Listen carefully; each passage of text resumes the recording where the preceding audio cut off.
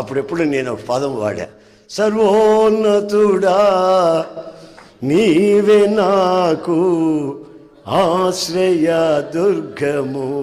ఎందుకు వాడే నా పదాన్ని తెలుసా? సింగపూర్లో ఫ్లైట్ ఎక్కి సౌత్ కొరియా వెళ్తున్నా, పాల్ యాంగిచో చర్చి దగ్గరికి వెళ్తున్నా. శుభ్రంగా నేను కూర్చున్న దగ్గరికే తీసుకొచ్చి భోజనంలో అరేంజ్మెంట్ చేశారు. చక్కటి భోజనం పెట్టారు, ట్రే తీసుకొచ్చి పెట్టారు.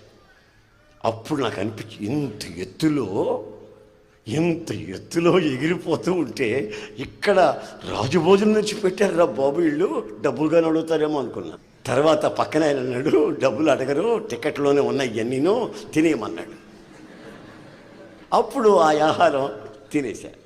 ఇక్కడ ఉంటేనే ఈ సంతోషం, ఈ ఆనందం అయితే మరి సర్వోన్నతులు అని నీవు, నీ దగ్గర నేను ఉంటే అది ఎలా ఉంటుందని ఊహించి ఆ పదాన్ని అక్కడ ఉపయోగించడం జరిగింది.